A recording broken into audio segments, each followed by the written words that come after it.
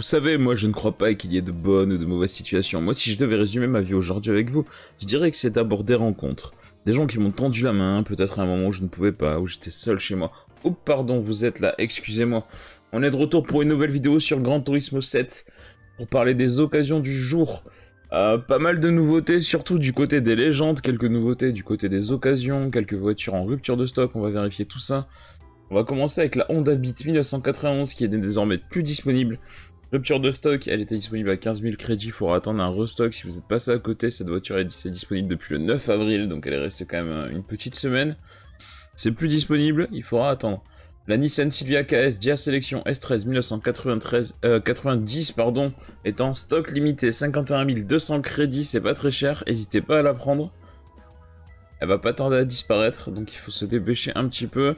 La Nissan Fairlady 240 ZG HS 30 1971 à 99 100 crédits est en rupture de stock, elle n'est plus disponible, il faudra attendre un restock. Cette voiture était restée un petit moment, elle est arrivée le 7 avril, donc elle est restée 8 jours. Vous avez eu largement le temps de la prendre, malheureusement c'est terminé, il faudra attendre un restock si vous êtes passé à côté. La Honda Civic Type R EK 1997 à 57 000 crédits, qui est une nouvelle voiture qui vient d'arriver. Enfin, elle était déjà disponible il y a quelques temps, le mois dernier d'ailleurs. Il faut pas confondre avec la Civic Type R de 1998, qui est exactement le même modèle en fait, mais l'année suivante, qui a été disponible un peu plus tôt ce mois-ci. Voilà, la première fois qu'elle est arrivée, cette voiture était à 51 200 crédits, elle est désormais disponible à 57 000 crédits avec beaucoup moins de kilomètres. Donc si jamais vous voulez en racheter une avec moins de kilomètres, et ben voilà. Hein. Elle est un petit peu plus chère que la première fois forcément, mais voilà, donc c'est disponible de nouveau. La Abarth 595 SS 1970 à 47 900 crédits, qui est une nouvelle voiture qui vient de débarquer. Non, elle est débarquée hier d'ailleurs. Pourquoi je parle de la Abarth? Est-ce que vous pouvez me dire pourquoi je parle de la Abarth? Je suis pas réveillé. Je ne suis absolument pas réveillé, les gars. C'est pas normal, ça. Donc, la BMW M3 1989 89 700 crédits, qui n'est plus disponible. Elle était disponible à 89 700 crédits, ce n'est plus disponible, ce n'est plus possible de l'avoir. La Mini Cooper S 2005 par contre, qui vient d'arriver à 20 500 crédits, je vous déconseille absolument de la prendre. Vous la gagnez dans un menu GT Café, le menu numéro 7, et en plus vous pouvez l'acheter neuve, donc ça n'a aucun intérêt. Vraiment aucun intérêt. Ensuite, nous avons la Supra RZ 1997, disponible à 180 400 crédits, que je vous déconseille également d'acheter, puisque vous la gagnez dans le menu numéro 32 du GT Café. Ça n'a aucun intérêt. Mercedes-Benz SLR McLaren 2009, disponible à 493 500 crédits, qui est disponible neuve pour 600 000 crédits, soit 106 500 crédits de plus. Ça peut valoir le coup si vous voulez faire un petit peu d'économie. Moi je l'ai acheté neuve, personnellement, je l'ai pas prise en occasion.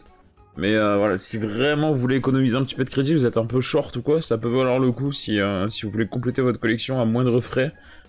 Voilà, après vous faites ce que vous voulez, hein. Moi je déconseille de la prendre, mais après faites ce que vous voulez, hein. Vraiment vous pouvez économiser un petit peu dessus. La Lamborghini Diablo GT 2000 qui n'est désormais plus disponible, il faudra attendre un restock si vous êtes passé à côté, ça coûte un petit peu cher. Voilà, ça peut se comprendre si vous ne l'avez pas prise. Ça presse pas forcément, hein, il faudra attendre un restock pour l'avoir. Du côté des voitures des légendes, il y a énormément de nouveautés, vous allez voir. On va commencer avec la Jaguar XJR 9 de 1988 qui est disponible à 2 500 000 crédits. Une voiture qui a gagné les 24 heures du Mans en 1991. Qui n'est absolument plus disponible. D'ailleurs, non, c'est pas 1991, c'est 1988, hein, l'année de la voiture, d'ailleurs. Putain, je raconte vraiment n'importe quoi aujourd'hui.